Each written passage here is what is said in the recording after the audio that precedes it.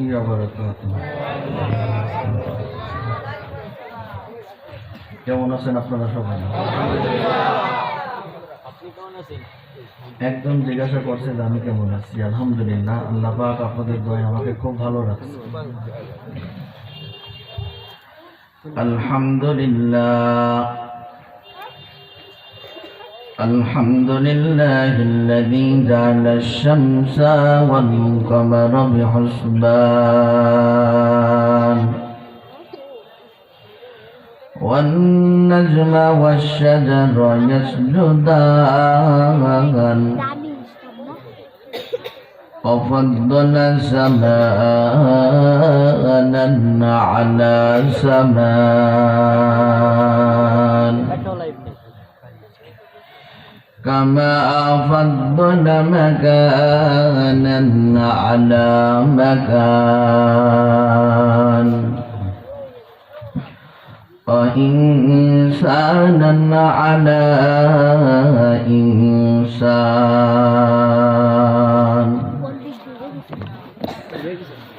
ونشهد أن لا إله إلا الله وحده لا شريك له لا ضد له ولا ند له ولا مثل له ونشهد أن سيدنا وسندنا وحبيبنا وحبيب قلبنا وحبيبنا وحبيب قلبنا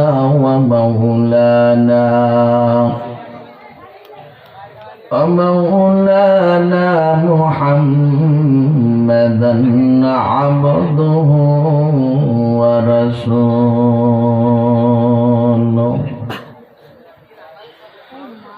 صلى الله تعالى عليه وعلى آله وأصحابه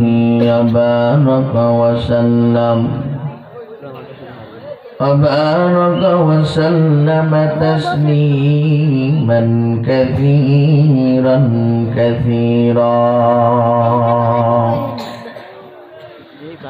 الذي أرسله الله تعالى بالحق بشيرا ونذيرا وداعيا إلى الله بإذنه وسراجا منيرا أما بعد فأعوذ بالله من الشيطان الرجيم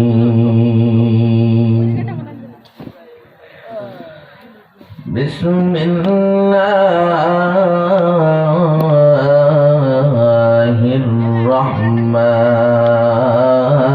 الرحمن الرحيم يا أيها الذين آمنوا استعينوا بالصبر والصلاة إن الله مع الصابرين.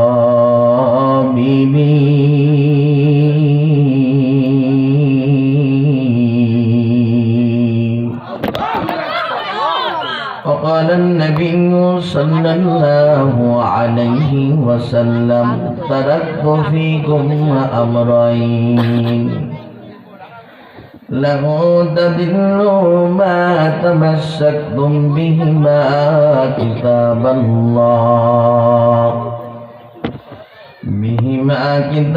الله وسنة رسوله أو كما قال عليه الصلاة والسلام. صدق الله مولانا العظيم وصدق الله رسوله النبي الكريم. ونحن على ذلك من الشاهدين والشاكرين والذاكرين والحمد لله رب العالمين।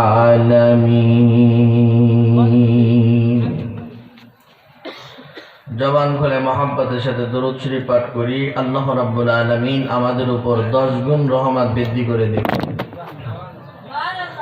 আল্লাহুম্মা সাল্লি আলা মুহাম্মাদিন ওয়া আলা আলি মুহাম্মাদ كما صليت على إبراهيم وعلى آل إبراهيم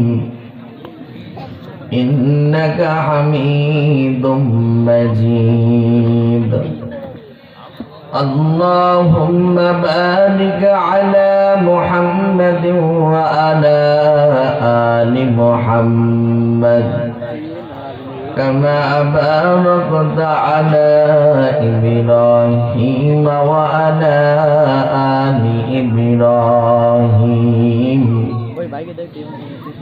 إنك حميد مجيد بلغ العلا بكماله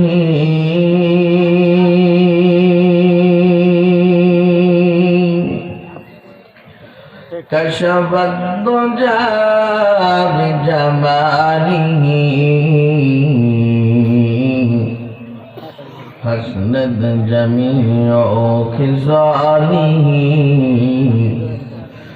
صلوا عليه وآله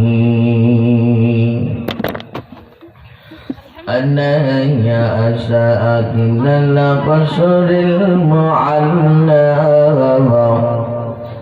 صدفا عن قريب في التراب له ملك ينادي كل يوم لدول الموت يبنو للخراب قليل عمرنا في دار دنيا ومرجينا إلى بيت التراب لا إله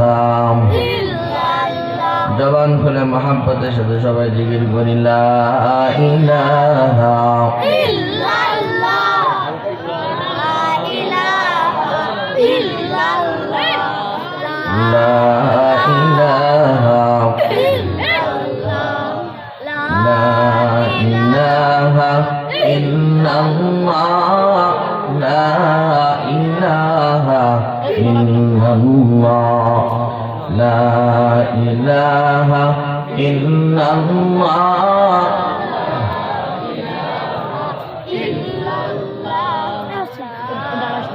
لا إله لا إله إلا الله محمد رسول الله الله الله الله لا إله إلا هو الله الله الله لا إله إلا هو الله الله الله لا إله لا إله إلا الله محمد رسول الله صلى الله عليه وسلم سبحانك لا علم لنا إلا ما علمتنا إنك أنت العليم الحكيم رب اشرح لي صدري ويسر لي أمري أحلل عقدة من لساني يفقه قولي الحمد لمن قدر خيرا وخبالا الحمد لمن قدر خيرا وخبالا والشكر لمن صور حسنا وجمالا والشكر لمن صور حسنا وجمالا فرد صمد عن صفة الخلق بريء فرد صمد عن صفة الخلق بريء رب أزلي خلق الخلق كمالا رب أزلي خلق الخلق كمالا تو مرد مسلمان ہو تو مرد مسلمان تو مرد مسلمان ہو تو مرد مسلمان ایک ہاتھ میں تروان ایک ہاتھ میں قرآن ایک ہاتھ میں تروان ایک ہاتھ میں قرآن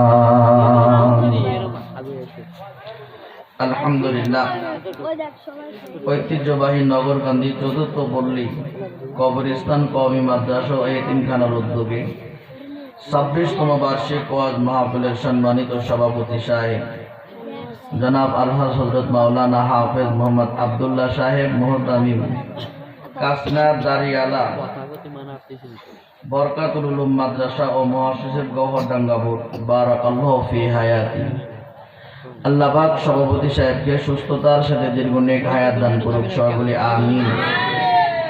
আজকের মাহফিলের বিশেষ মেহমান সুমিষ্ট ভাষী জনাব হযরত মাওলানা আব্দুল্লাহ আল মামুন নিজামী সাহেব অত্যন্ত চমৎকার জ্ঞানগর্ভ আলোচনা করেছেন। আল্লাহ পাক প্রিয় ভাইকে তামাম দুনিয়া ইসলামের খেদমত করা তৌফিক দান করুক, সকলে আমিন। আজকের মাহফিলের প্রধান বক্তা হযরত মাওলানা মুফতি ইমরান হুসাইন সাহেব ফরিদপুরি, ভাইস প্রিন্সিপাল বাহিরদিয়া মাদ্রাসা সালতা ফরিদপুর। অল্প বয়সে বাংলাদেশের টেকনাফ থেকে তেতুলিয়া আনাচে কানাচে অনেক সুনাম অর্জন করেছেন। আমাদের ফরিদপুরের গর্ব, ফরিদপুরের কৃতি সন্তান মুফতি ইমরান হুসাইন ফরিদপুরি সাহেব, আল্লাহ পাক তেনাকে তামাম দুনিয়া ইসলামের খেদমত করা তৌফিক দান করুক, সবাই বলি আমিন। জাতির রাহবার, জাতির কর্ণধার, জাতির শ্রেষ্ঠ সন্তান হযরত উলামায়ে কেরাম, দূর দূরান্ত থেকে আগত আল্লাহ পাকের আশিকিন, শাকিরিন, মুহিব্বিন, মুরব্বিন ইযম, মঞ্চে এবং সামনে উপস্থিত আছেন আমার সম্মানিত বাপ ও চাচারা, আদরের বড় ভাই, স্নেহের কচি কাঁচা ছোট ভাই, পর্দার আড়ালে সম্মানিত মা ও বোনেরা। যেই মহান আল্লাহ রাব্বুল আলামিন দুনিয়ার সর্বশ্রেষ্ঠ মাখলুকাত তথা আশরাফুল মাখলুকাত বানিয়ে মুসলমানের ঘরে জন্ম দিয়ে গুনাহ মাফের মজলিস, জান্নাতে যাওয়ার মজলিস, জাহান্নাম থেকে বাঁচার মজলিসে কুরআন এবং সুন্নাত দুই চারটা কথাবার্তা বলা ও শোনার জন্য তৌফিক দান করছেন। এজন্য মহাব্বতের সাথে দিল থেকে আল্লাহকে রাজি খুশি করার জন্য উচ্চ আওয়াজ সবাই শুকরিয়া আদায় করি, আলহামদুলিল্লাহ।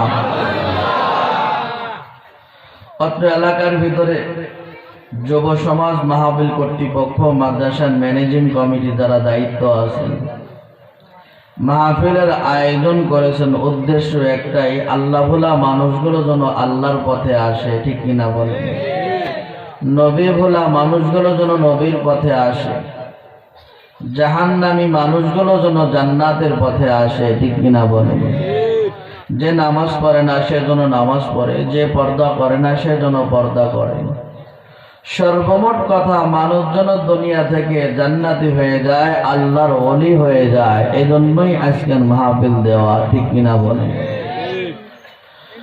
আল্লাহ নবী বলেন, আল্লাহ পাকও বলেন, দুনিয়ার বুকে ঈমানের হালতে নেক কাজ করার সুযোগ পাওয়া বান্দার জন্য সব থেকে বড় নিয়ামত, ঠিক কিনা বলেন?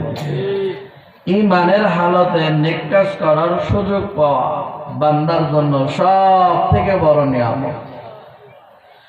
মানুষ হয়েছে হিন্দুর ঘরে জন্ম নিয়েছি, মানুষ হয়েছে বৌদ্ধর ঘরে জন্ম নিয়েছি, মানুষ হয়েছে নাস্তিক হয়ে গেছে, মানুষ হয়েছে যারা ঈমান হারা হয়ে গেছে, বাহ্যিক রূপে তাদের মানুষ দেখা গেলেও তাদের দিলটা হয়ে গেছে চতুষ্পার জানোয়ারের থেকেও নিকৃষ্ট, ঠিক কিনা বলে?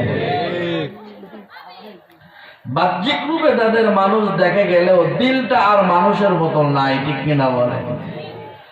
এজন্য যারা ঈমানের হালত নেক কাজ করার সুযোগ পায়, এটা বান্দার জন্য সব থেকে বড় নিয়ামত। আল্লাহ পাক বলেন, وَإِن تَعُدُّوا نِعْمَةَ اللَّهِ لَا تُحْصُوهَا।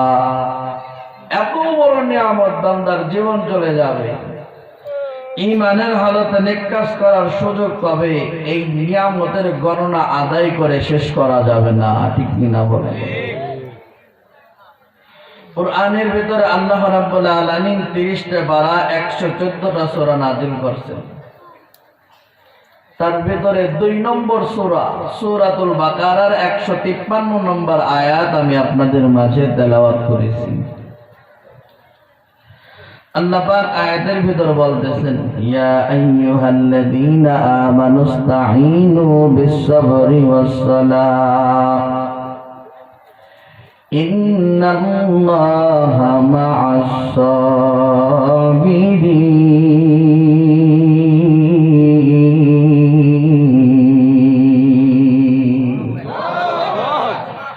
আল্লাহ রাব্বুল আলামিন মায়ান নবীকে বলেন, নবী আপনি तमाम দুনিয়ার সবাইকে জানাই দেন, হে ঈমানদারেরা, হে বিশ্বাস স্থাপনকারীগণ, নামাজ এবং ধৈর্যের মাধ্যমে আমি আল্লাহর কাছে সাহায্য চাও। নামাজ এবং ধৈর্য, কার কাছে সাহায্য চাও? জবান খুলে আওয়াজ দেন, কার কাছে সাহায্য চাইতে হবে? আল্লাহ বলেন আমি আল্লাহর কাছে সাহায্য চাও। ইন্নাল্লাহা মা'আস-সাবিরিন, নিশ্চয় আল্লাহ পাক ধৈর্যশীলের সাথে আছেন। এটা কার কথা? জবান খুলে আওয়াজ দেন, কার কথা? এমন জামানায় আমরা বসবাস করতেছি, যুগের সাথে তাল মিলিয়ে আমরা বলি জান বাঁচানো ফরজ, বলি কি বলি না? বলি কি বলি না আমরা? আসলে হাদিসটা এমন হবে, ঈমান বাঁচানো ফরজ, জোরে বলেন ঠিক কিনা? জীবন চলে যাবে, ফাঁসির গাছটা ঝুলতে রাজি আছি, বুলেটের সামনে যাব, জীবন চলে যাবে, তারপরে ঈমান ছাড়বো না, জোরে বলেন ঠিক কিনা? অথচ যোগের সাথে তাল মিলেই আমরা বলি কি জীবন বাঁচানো ফরজ, বলি কি বলি না? আর ধৈর্য তো আমাদের ভিতরে একেবারেই নাই। সুযোগ আর কৌশল তালাশ করতে করতে করতে করতে কিভাবে আমল চুরি করা যায়, বাদ দেওয়া যায়, আদম সন্তান বর্তমান এটা নিয়ে ব্যস্ত, ঠিক কিনা বলে? নামাজ কতভাবে কম পড়া যায়, ইবাদত কতটা কম করা যায়, কমাইতে কমাইতে কমাইতে গেলে একেবারে হাফ প্যান্ট বানাই ফেলাইছে, ঠিক কিনা বলে? এতটা বেশি মানুষ বর্তমান বোঝা ধরছে। গ্রাম্য ভাষায় মানুষ বলে বেশি বোঝা ভালো, কিন্তু অনেকটা বেশি বোঝা ভালো না, ঠিক কিনা বলে? পয়গম্বর মুসা আলাইহিস সালামের জামানার একটা ঘটনা। আমার কথা কি আপনারা বুঝতেছেন? কষ্ট পাইতেছেন না তো? ফরিদপুরের ভাষা বুঝতে পারেন? পয়গম্বর মুসা আলাইহিস সালামের জামানায় একটা ঘটনা। আল্লাহর এক বান্দা বলতেছে, হুজুর আপনি দোয়া করেন আল্লাহ যেন আমাকে পশু পাখি জীব জানোয়ারের ভাষা বোঝার তৌফিক দেয়। মুসা আলাইহিস সালাম বলতেছে, এতটা বেশি বোঝা ভালো না, যতটুকু বোঝো এতটুকু সীমাবদ্ধ থাকো, পশু পাখি জীব জানোয়ারের ভাষা তোমার বুঝতে হবে না। না হুজুর, আমার পশু পাখি জীব জানোয়ারের ভাষা বোঝার খুব ইচ্ছা। কিতাবের ভিতর ঘটনাটা আইছে, পয়গম্বর মুসা আলাইহিস সালাম তুর পাহাড়ে গিয়ে আল্লাহর কাছে দোয়া করছে, আল্লাহ দোয়া কবুল করে নিয়েছে। আল্লাহর বান্দার তরবিয়ত ছিল প্রতিদিন সকালবেলা রুটি দিয়ে নাস্তা করে। একদিনকে তিনি নাস্তা করে অবশিষ্ট একটা রুটি বেঁচে গেছে, রুটিটা জমিনের ভিতর ফেলাইছে।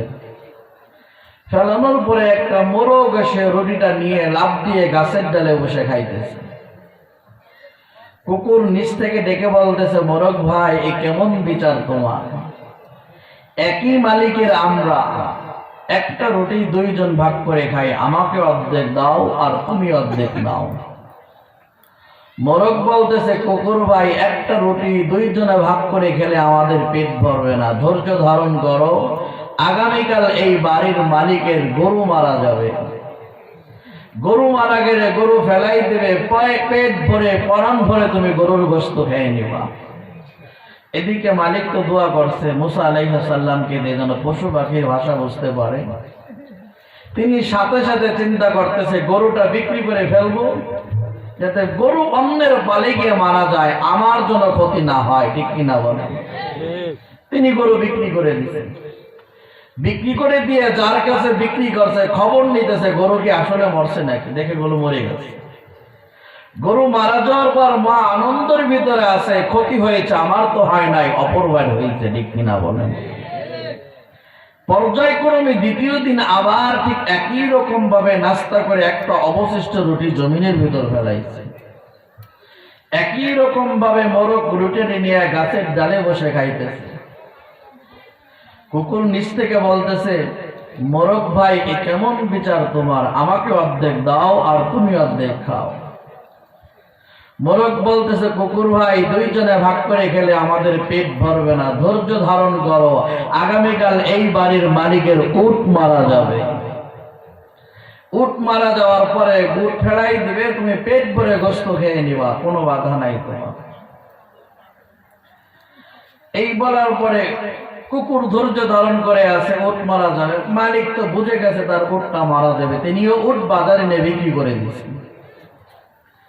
তৃতীয় দিন সেম একই রকম ভাবে অবশিষ্ট একটা রুটি জমিনের ভিতর ফেলাইছে নাস্তা করার পর।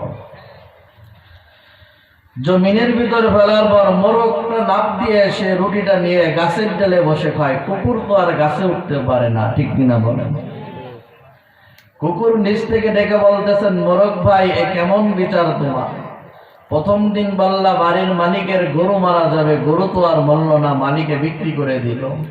দ্বিতীয় দিন বললা বাড়ির মালিকের উট মারা যাবে, উটও তো মরল না, উট বিক্রি করে দিল। আজকে রুটির অর্ধেক আমাকে দাও, আমি অর্ধেক খাবো আর তুমি অর্ধেক খাবা। মোরগ বলতেছে কুকুর ভাই ধৈর্য ধারণ করো, আগামীকাল এই বাড়ির মালিক মারা যাবে। মালিক মারা যাওয়ার পরে আমাদের ফরিদপুরের ভাষায় 3 দিনের দিন 7 দিনের দিন খাবার খাওয়ায়, ফয়তা বলে অথবা জিয়াবত বলে, আপনাদের এদিকে কি বলে? জিয়াবত বলে। মোরগ বলতেছে বাড়ির মালিক মারা যাবে, 3 দিনের দিন তার বাড়িতে বড় অনুষ্ঠান জিয়াবতের ব্যবস্থা হবে, গরু জবাই করবে, খাসি জবাই করবে, অনেক হাড়গুড়ো অবশিষ্ট থেকে যাবে, পরাণ ভরে খেবে, আর কোনো বাধা নাই। মালিক তো বুঝে গেছে এতদিন গরু মারা যাবে, গরু বিক্রি করছে, উট মারা যাবে, উট বিক্রি করছে, আমি মারা যাবো, এটুকু এখন টেকাবো কিভাবে? দৌড়াই গেছে পয়গম্বর মুসা আলাইহিস সালামের কাছে, যা বলতেছে হুজুর আমি আর এগুলোর ভাষা বুঝতে যাই না, আমারে বিপদ থেকে উদ্ধার করেন। মুসা আলাইহিস সালাম বলতেছেন যে আমি বলছিলাম না এত বেশি বোঝা ভালো না। আল্লাহ পাক অনেক সময় আছে পরিবারের ছোট ছোট বিপদ দেয়, বড় বিপদ থেকে আল্লাহ হিফাজত করে, ঠিক কিনা বলে? আল্লাহ পাক তার ছোট্ট বিপদ ছিল প্রথম গরুর উপরে, আল্লাহ পাক ওই গরুর বিপদটাকে সে ধৈর্য ধারণ করতে পারে না, মানুষকে ঠকানোর জন্য গরু বিক্রি করছে, ঠিক কিনা বলে? যেহেতু পশু পাখির ভাষা বুঝে গেছে, জানছেন। আল্লাহ পাক দ্বিতীয় দিনে ছোট বিপদ দিয়েছে তার উটের উপরে, সেটাও সে সহ্য করতে পারে না পারার জন্য আল্লাহ পাক তৃতীয় দিন ওই গরুর বিপদ উটের বিপদ বাদ দিয়ে মালিকের উপর দিয়ে চড়াইছে, দর্শকরা বলেন ঠিক কিনা? এজন্য যেই সময় যেই বিপদ আসুক না কেন ধৈর্য ধারণ করে আল্লাহ পাক যেটা আমাদের নেবে এটাই মেনে নেওয়া আমাদের দায়িত্ব, ঠিক কিনা বলেন? নাকি আমরা বেশি বুঝবো? আদম সন্তান বাঙালি এমনি তো বেশি বোঝে, ঠিক কিনা বলেন? কোন ভাবে কোন সুযোগ মান্তিক কাটান যায় এটা আমরা তালাশ করি, ঠিক কিনা বলেন? অথচ আল্লাহ পাক বলতেছেন হে ঈমানদারেরা ধৈর্য এবং নামাজের মাধ্যমে আমি আল্লাহর কাছে সাহায্য চাও। এই ধৈর্য এবং নামাজ যদি কোনো মানুষ তার জীবনের ভিতর ধারণ করতে পারে আল্লাহ পাক ওই ব্যক্তিকে ইহকালে শান্তি পরকালে মুক্তি মৃত্যুর সাথে সাথে বেহিসাব জান্নাতের মেহমান বানায় দেয়। আল্লাহর নবী হাদিসের ভিতর বলেন, তারাকতু ফীকুম আমরাইন লান তাদিল্লু মা তামাসসাকতুম বিহিমা কিতাবাল্লাহি ওয়া সুন্নাত রাসূল। আল্লাহর নবী বলেন, হে সাহাবায়ে কেরাম, আমি নবী চিরদিন তোমাদের মাঝে থাকবো না, তবে তোমাদের মাঝে দুইটা মেডিসিন রেখে গেলাম। এক নম্বর হলো আল কোরআন, দুই নম্বরে নবীর রেখে দেওয়া সুন্নাত। এই দুইটাকে যদি তোমরা সামষ্টিকভাবে জীবনকে পরিচালনা করতে পারো, আল্লাহ পাক ওই ব্যক্তিকে হোকালে শান্তি, পরকালে মুক্তি, মৃত্যুর সাথে সাথে জান্নাতের মেহমান বানায় দিবে। তাহলে আল্লাহ পাক কোরআনের ভিতরে বলেন, এক নম্বরে ধৈর্য, দুই নম্বরে নামাজ। আমাদের দরকার আছে না নাই? জোরে সরে বলেন, আছে না নাই? বিপদ দেখলে জিহাদ জিহাদ জিহাদ চাই, পুলিশের লাঠি দেখলে পরে রাস্তার থেকে মানুষ পালায়। জোরে সরে বলেন ঠিক কিনা? এরাই তো কয় বাঙালি, এটাও কয় ঠিক, ঠিক কিনা বলে? এটাও কয় ঠিক। আল্লাহ পাক আমাদের হিফাজত করুক, সব বলি আমিন। আল্লাহর এক বান্দা স্বামী স্ত্রী দুইজন 18 বছরের সংসার করে। কয় বছরের? 18 বছরের সংসার করে। স্ত্রী গোসল করে আইছে, স্বামী বেচারাটা চেয়ারে বসা, স্ত্রী তার একটু নিচে মোড়ায় বসা, খুনসুটির গল্প করে, আদরের গল্প, মহাব্বত ভালোবাসার গল্প স্বামী স্ত্রী দুইজন করে। এক পর্যায়ে স্বামী বেচারাটা বলতেছে, বিবি আমার, 18 বছরের সংসার করি, জীবনে তুমি আমার কাছে কিছু একটা চাও নাই, আজকে কিছু একটা চাও, আমি তোমাকে যা চাইবা তাই দেব। বিবি বলে, না, তোমার কাছে কিছুই চাইতে হবে না, আমি কিছুই চাই না তোমার কাছে। স্বামী বেচারাটা আবারও বলে, না, তুমি চাও, যা চাইবা আমার কাছে আমি তোমাকে তাই দেবো। একবার ওয়াদা করলাম, দুইবার ওয়াদা করলাম, তিনবার ওয়াদা করে বললাম, যা চাইবা তাই দেব। বিবি ভাই, আমি বলছি না আমার লাগবে না। আল্লাহর বান্দা স্বামী বেচারাটা আবার ডেকে বলতেছেন, রে বিবি আমার, একদিন আর 2 দিন 3 দিন না, 18 বছরের সংসার করি আমরা, তুমি আমার কাছে যা চাইবা আমি আজকে তোমাকে তাই দিব। তা একবার যায় বিবি ডেকে বলতেছেন, রে স্বামী আমার, তুমি যদি আমাকে তাই দিতে চাও তাহলে তোমার কাছে আমি অন্য কিছুই চাই না, তোমার কাছে আমি তালাক চাই, তুমি আমাকে তালাক দাও, তালাক। দুইজনের আনন্দের খুনসুটির গল্প করে। স্বামী মনে করে আমার কাছে কে যেন আমার বিবি যাবে, অথচ বিবি তার কাছে কোনো দাবি না করে বলে, তুমি আমাকে তালাক দাও, আমি তালাক চাই, তালাক। আল্লাহর বান্দা স্বামী চিৎকার করে বলতেছেন, রে বিবি আমার, তুমি আমার কাছে তালাক চাই নেই তো আমি তোমাকে তালাক দিব না। ও বিবি, আমি তোমাকে তালাক দিব না। বিবি বলতেছে, একবার 2 বার 3 বার ওয়াদা করছো, তুমি আমাকে যা চাইবা তাই দিবা।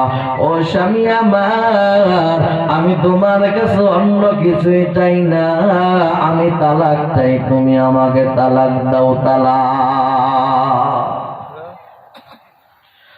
দুইজনের ভিতরে কথা কাটাকাটি, কোথায় গিয়ে সমাধান করা যায়। সমাধানের জন্য চলো মায়ের নবীর দরবারে, দুইজনকে সমাধান করে আসি। স্বামীও রওনা দিলেন, বিবিও রওনা দিলেন, মায়ের নবীর দরবারে যাইতেছেন দুইজন সমাধান করার জন্য।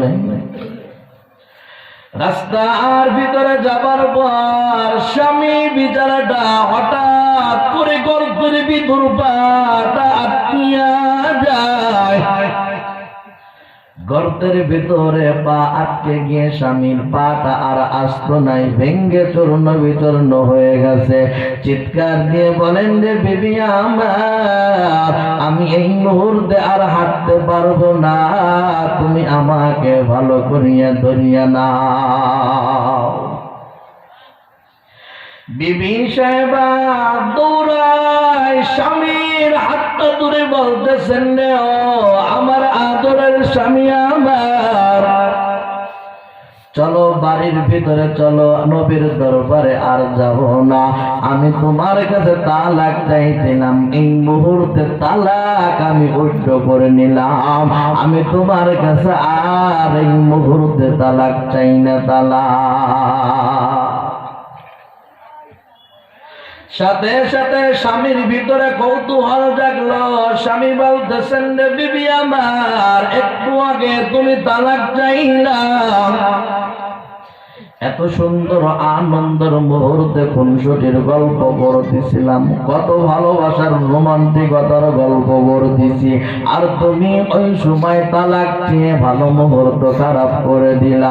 আর এখন তুমি কি জন্য তালাকটা উইথড্র করিয়া নিলা?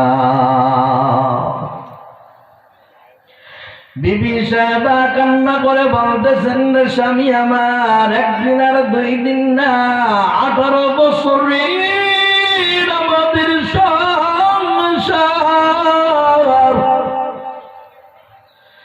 বাসর রাত্রে আপনি আমাকে বলছিলেন ও বিবি আমার, আল্লাহ যাকে বিপদ দেয় আল্লাহ তাকে মহব্বত করে ভালোবাসে, বিপদ দিয়ে পরীক্ষা করে, ঠিক কিনা বলে? আর আল্লাহ যাকে ভালোবাসে না, যার পরিবারের ভিতর রহমত নাই, আল্লাহ তাকে বিপদ দেয় না, ঠিক কিনা? বিবি সাহেবা বলতেছেন রে স্বামী আমার, এই 18 বছর সংসারের জীবনে কোনদিন বিপদ দেখি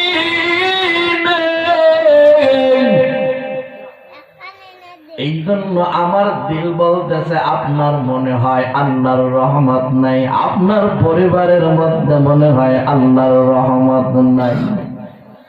আমার দিলের ভিতর বড় ভাই, তার পরিবারে আল্লাহর রহমত নাই, আমি বিবি তার সংসার করব না। আজকে আপনার পাটা ভেঙে গেছে, আমার মন বলতেছে আল্লাহর রহমত আপনার প্রতি রুজু হয়েছে, ঠিক কিনা? তার কারণ মুমিন বান্দা যারা দুনিয়ায় বিপদে থাকবে, খোদার কষ্ট করবে, জেলের ভিতরে যাবে, মামলা হামলা খাবে, এটাই তো নবীওয়ালা সিফাত, মুমিনের সিফাত। জোরে সরে বলেন ঠিক কিনা? আল্লাহর নবী বলেন আদ-দুনিয়া সিজনুল মুমিন ওয়া জান্নাতুল কাফির, দুনিয়া হলো মুমিনদের জন্য জেলখানা, বেঈমানদের জন্য হলো বালাখানা, ঠিক কিনা? বেঈমান দুনিয়ায় থাকবে, তাদের চলাফেরা, তাদের কোনো কিছুতে কোনো রকম বাধা নাই। ইমানদার যে ব্যক্তি হবে, তার মন চাই জিন্দেগি সে চলতে পারবে না, আল্লাহর হুকুম কুরআন সুন্নাহ অনুযায়ী চলতে হবে। জোরে সরে বলেন ঠিক কিনা? আল্লাহর এক বান্দা ঘুমের ঘরে কান্না করতেছে, ও মা পেটের ব্যথায় আমি আর থাকতে পারলাম না। সকাল বেলা মা বড় সন্তানকে দূরে বলতেছেন রে বড় ছেলে আমার, তোমার ছোট ভাই পেটের ব্যথায় থাকতে পারতেছে না, এই যে নাও টাকা, ভিজিট কাটবা, বড় একটা ডাক্তার দেখাবা, কি সমস্যা চেক আপ করে আসো। আল্লাহর বান্দা ডাক্তারের কাছে যাওয়ার পর পরীক্ষা নিরীক্ষা করে বলতেছেন আপনার ভাইকে ইমার্জেন্সি অপারেশন থিয়েটারের ভিতরে ঢুকান, আপনার ভাইয়ের অবস্থা তেমন এখন ভালো না। অপারেশন সাকসেস হয়ে গেছে, এই সময় ডাক্তার রোগী রিলিজ করিয়া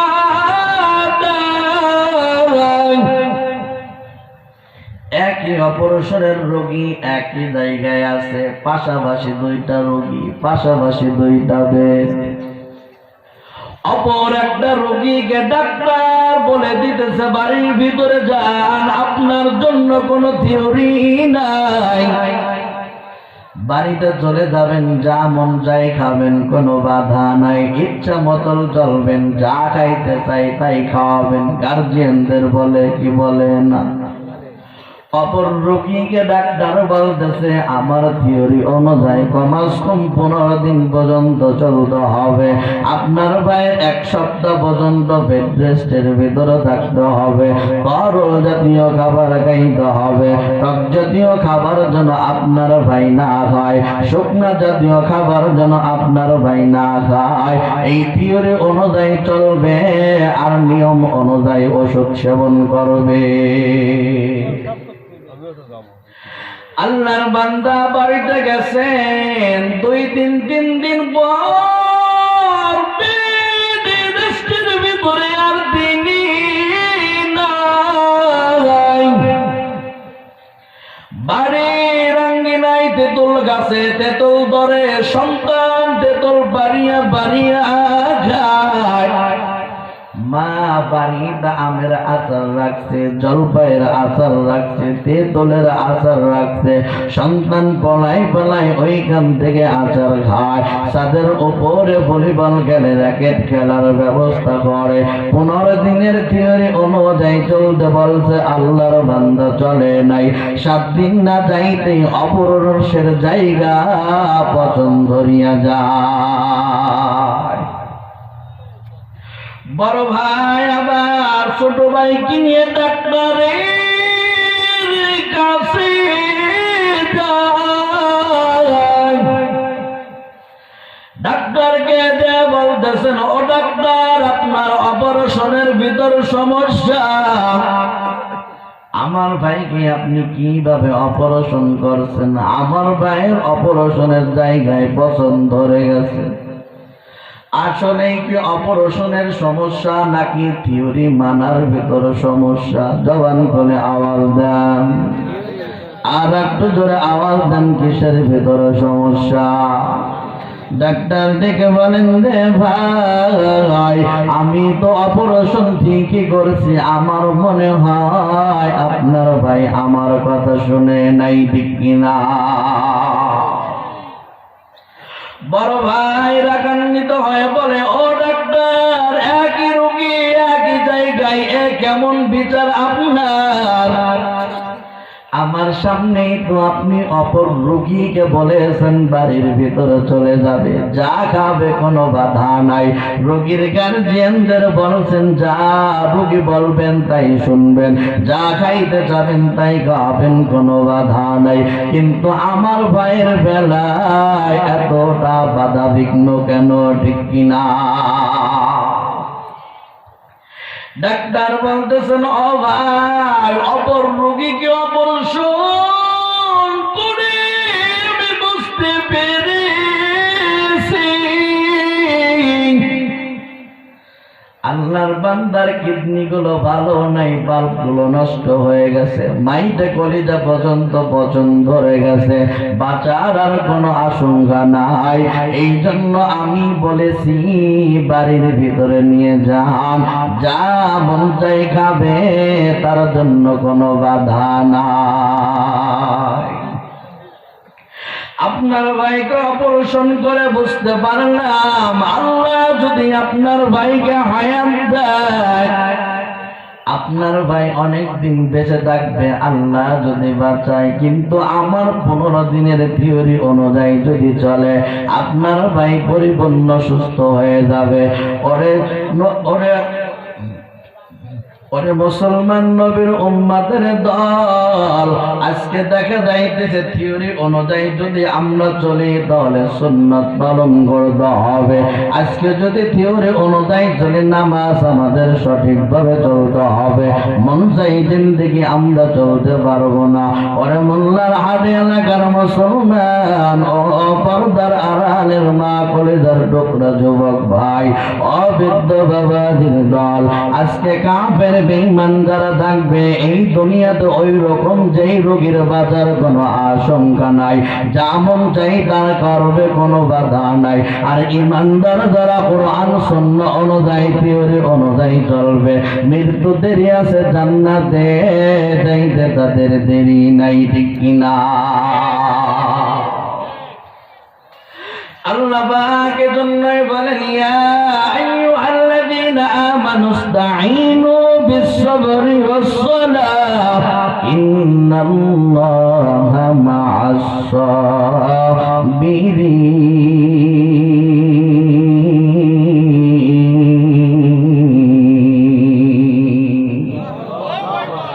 আল্লাহ পাক বলেন, ও বান্দা, এক নম্বরে ধৈর্য, নামাজের মাধ্যমে আমি আল্লাহর কাছে সাহায্য চাও।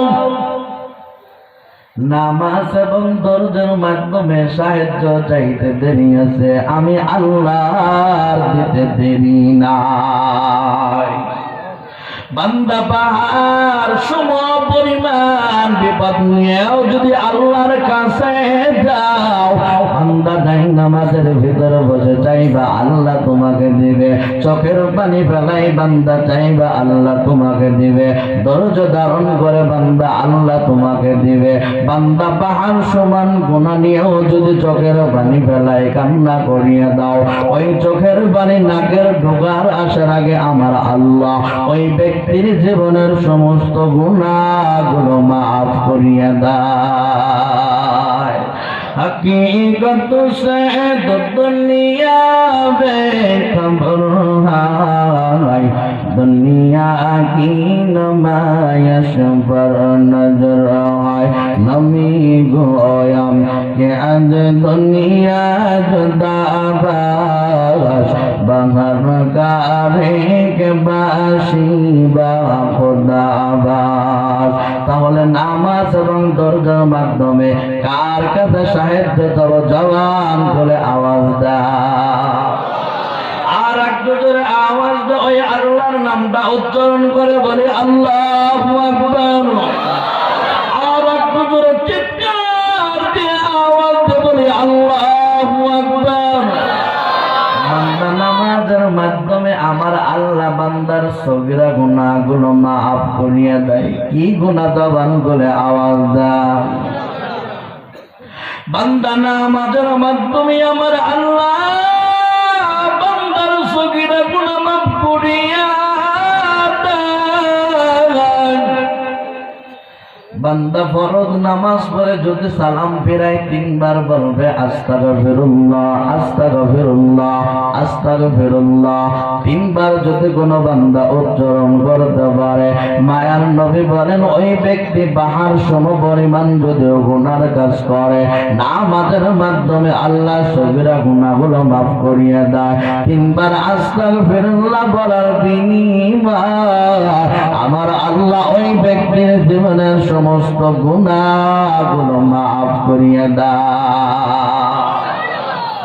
তাহলে বান্দা নামাজ পড়বো, নামাজ পড়ে এই আমলটা করতে পারবো নাকি? সালাম ফিরাই তিনবার বলবো আস্তাগফিরুল্লাহ। কয়বার পড়বো? জবান খুলে আওয়াজ দেন। আর একটু ধরে বলেন, সালাম ফিরাই কয়বার বলবো? তিনবার বলবো আস্তাগফিরুল্লাহ, আস্তাগফিরুল্লাহ, আস্তাগফিরুল্লাহ। তিনবার বলবো। মায়ার নবী বলেন ওই ব্যক্তির আমল নামায় সমস্ত কবিরা সগীরা সব গুনাহ আল্লাহ মাফ করিয়ে দেয়। যেই ব্যক্তি দুনিয়ার বুকে খুশু খুজুর সঙ্গে নামাজ পড়বে, আল্লাহ পাঁচটা নিয়ামত দান করিয়া দেয়। কয়টা নিয়ামত? জবান খুলে আওয়াজ দেন। আর একটু ধরে আওয়াজ দিয়ে বলেন কয়টা নিয়ামত আল্লাহ পাক দান করেন? পাঁচটা নিয়ামতের এক নম্বর হলো আমার আল্লাহ ওই ব্যক্তির হায়াতের ভিতরে বরকত বাড়ায়া দেয়। আমরা তো মনে করি 50 বছর 60 বছর না, 100 বছর হায়াত পেলেই মনে হয় বরকত, ঠিক না বলে? 40 বছর 50 বছর হায়াত ব্যয় আল্লাহ পাক এমন বরকত দিবেন, 1000 বছরের নেকি আল্লাহ পাক 40 বছর হায়াতে দিয়ে দিবেন। ঠিক না বলেন? মায়ার নবী বলেন 5 ওয়াক্ত নামাজ পড়লে আল্লাহ পাক বান্দাকে 5টা নিয়ামত দান করে। 1 নম্বর হলো তার হায়াতের ভিতর বরকত বাড়ায় দেয়। 2 নম্বরে আল্লাহ পাক তার রিজিকের অভাব দূর করিয়ে দেয়।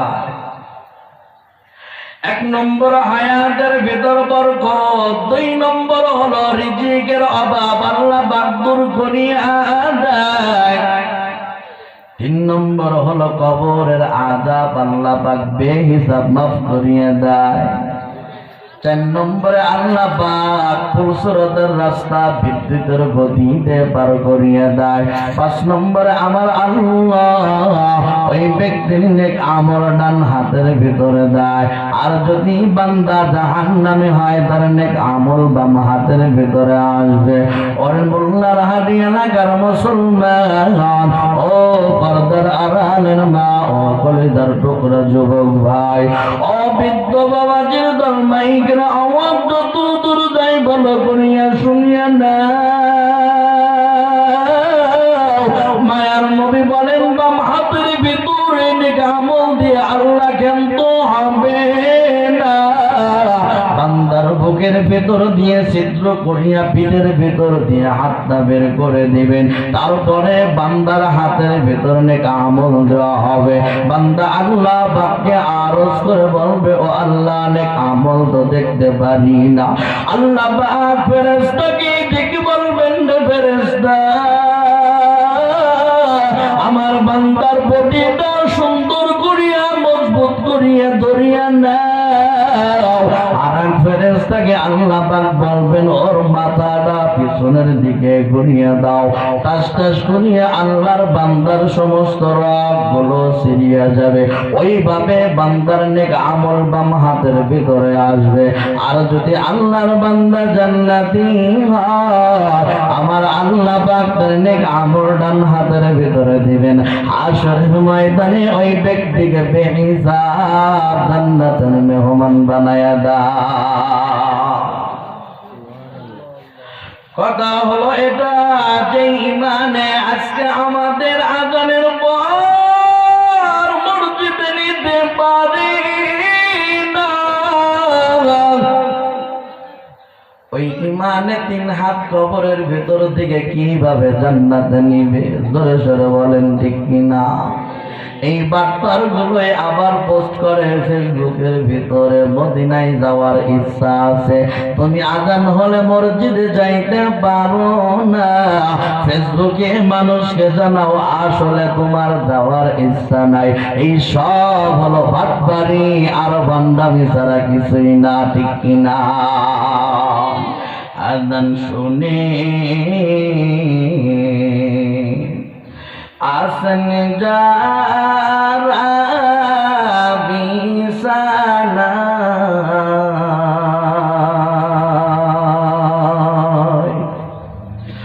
আজান শুনে